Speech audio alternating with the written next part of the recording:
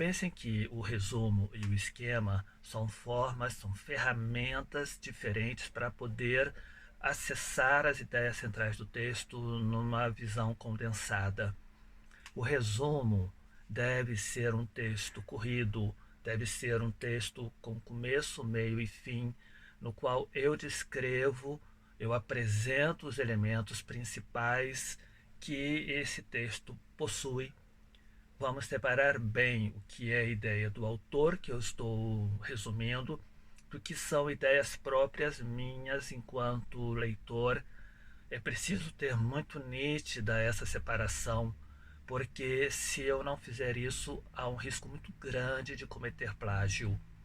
É preciso pensar que não há uma única forma de resumo.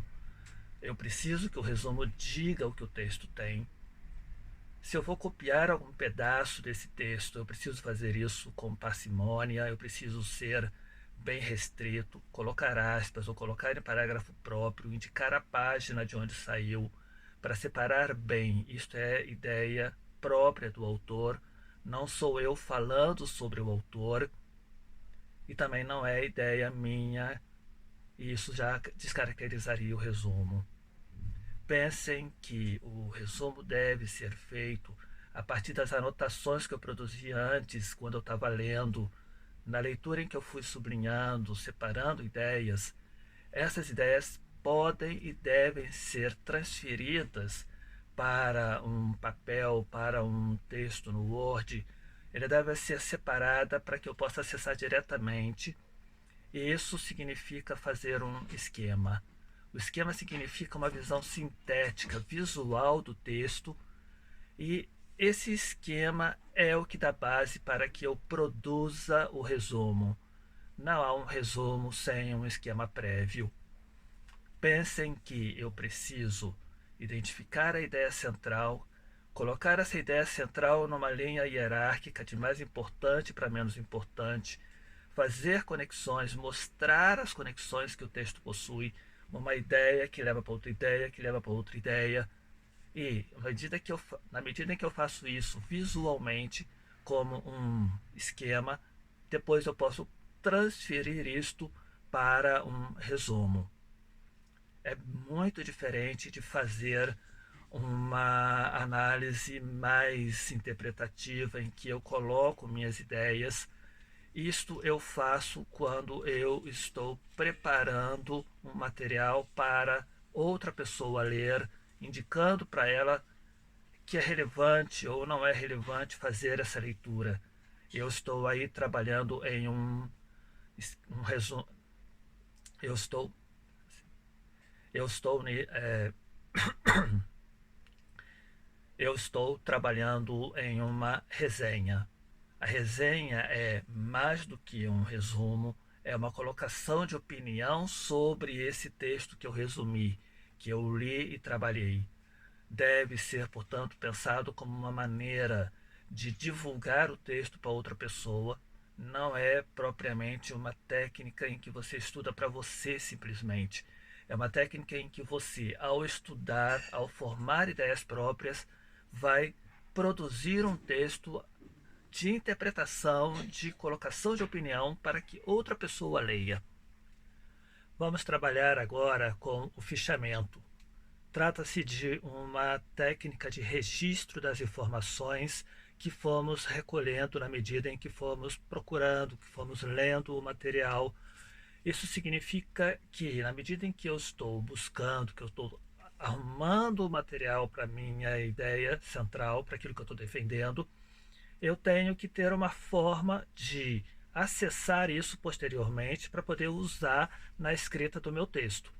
Portanto, um fichamento deve ser feito dentro do modo como você está acostumado, dentro do modo como parecer mais fácil para você acessar, para você encontrar isso posteriormente. Ler um livro, anotar o livro, guardar o livro, se para você é o mais rápido e fácil, use.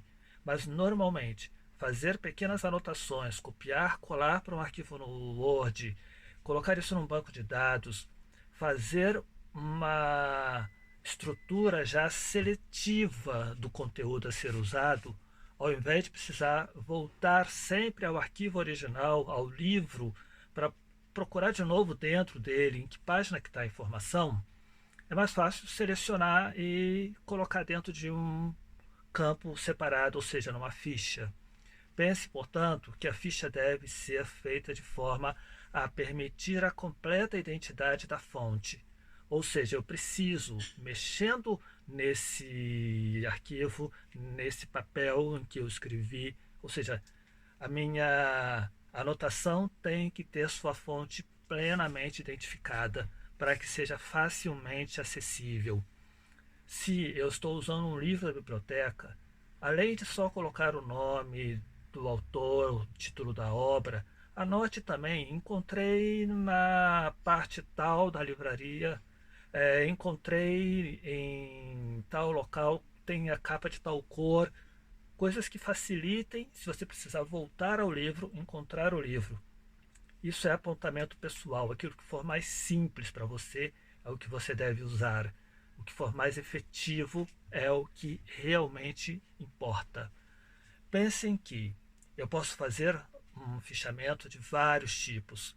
Eu posso simplesmente fazer uma seleção dos títulos, construir a referência e mais nada. Posso fazer a referência com um pequeno comentário, fazer uma anotação pessoal.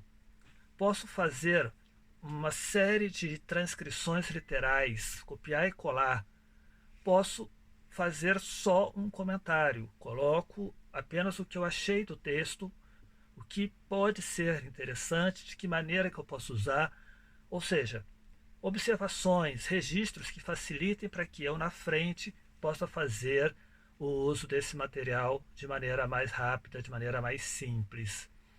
Pensem que o fichamento deve atender ao objetivo da pesquisa, ele deve facilitar o ajuntamento, o agregamento de informação para poder fazer a escrita do texto. Os vários tipos de fichamento são em função dos vários objetivos que eu trace dentro desse meu trabalho.